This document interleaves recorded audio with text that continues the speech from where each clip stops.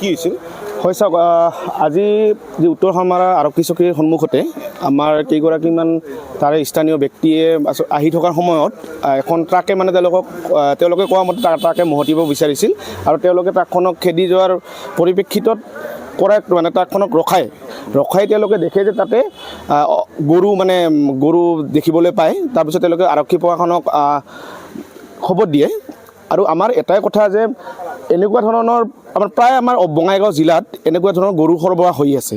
আৰু এই গৰু সৰবৰাহ যে হৈ আছে, ইয়াত এটা ডাঙৰ এটা চক্ৰান্ত জড়িত হৈ থকা আমি সন্দেহ প্ৰকাশ কৰিছোঁ। আমি বঙাইগাঁও জিলা ছাত্ৰ সন্থাই আমি ইয়াৰ এটা উচিত তদন্ত বিচাৰিছোঁ। আৰু এনেকুৱা ধৰণে যাতে গৰু যদি ইয়াতে বৈধ যদি গৰু থাকিলে তেন্তে সেই গাড়ীখন আচলতে তীব্ৰ বেগত নাযায়।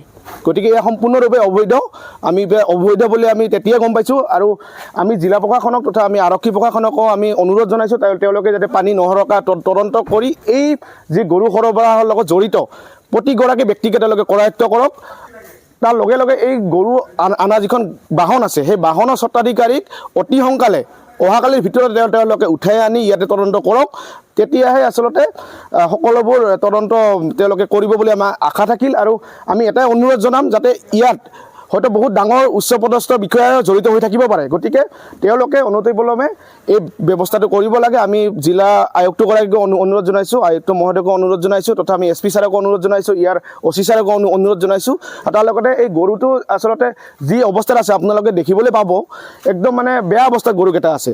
গতিকে এইখিনি সময়তে আমি ছাৰকো অনুৰোধ জনাইছোঁ যে গৰুকেইটি নমাই আনি কেনে অলপ ভাল পৰিৱেশত ৰখাৰ কাৰণে অনুৰোধ জনাইছোঁ আৰু উচিত তদন্ত বিচাৰিছোঁ। আজি আমি বঙাইগাঁৱৰ পৰা আহি নথছলমাৰত অলপ ৰখিছিলোঁ।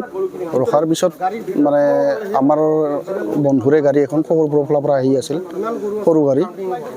তাত মানে তেওঁলোকে ইমান স্পীডত আহিছে, আমাৰ গাড়ীখনক প্ৰায় খুন্দাই লগাইছে ইয়াৰ পৰাই। তাৰপিছত তেওঁলোকে আমাক ফোন কৰিল চালমাৰাৰ পৰা। আমি তাত মানে দেখা পালোঁ সিহঁতে খুব স্পীডত আহিছে। তাৰপিছত আমিও পিছে আহিলোঁ। গাড়ীখন বহুত মানুহ, বেছি ৰাতিও হোৱা নাই তেতিয়া। এই গাড়ীখনত মানে বহুত জোৰে আহিছে। আৰু তাৰপিছত আহি নৰ্থ চালমাৰা আউটপোষ্টৰ সন্মুখত, গেটৰ সন্মুখতে আমাৰ কালিমাৰ গেট আছে, তাৰ সন্মুখতে ইহঁতে গাড়ীখন ৰখালে গাড়ীখন। তাৰপিছত আমি গাড়ীখন ৰখাৰ পিছত অলপ সময় পিছত আহি পালোঁ। তে ড্ৰাইভাৰজনটো পলায়তক, গাড়ীত মানুহ নাই। কিন্তু গাড়ীখন যেতিয়া ৰাইজৰ মানুহ আহিল, ৰাইজৰ মানুহ অহাৰ পিছত গাড়ীখনত দেখিলে প্লাইউড ভালকৈ চোৱাতে প্লাইউডবিলাক দেখিলে আৰু সন্মুখত বেক চাইডে। আৰু তাৰপিছত মানে প্লাইউডবিলাক যেতিয়া ৰাইজৰ মানুহ উঠি চায়, তাত মোটামুটি 18-20টামান গৰু তাত দেখা পালে।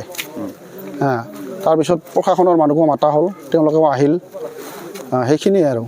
মানে কি গাড়ী আছিল এইখন 607 607 মই ট্ৰাকো এইখন।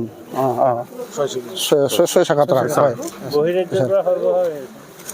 নহয় সেইটো মই কোৱাটো মানে হেৰি কথা নহ'ব আৰু ভাল মানে কি মুঠতে গাড়ী আছে, গৰু আছে। কোন দিশৰ পৰা কোন দিশে যাই আছিল? মানে ধুবুৰীৰ পৰা ইফালে আহি আছিল, অভয়পুৰীমুখে। হয়।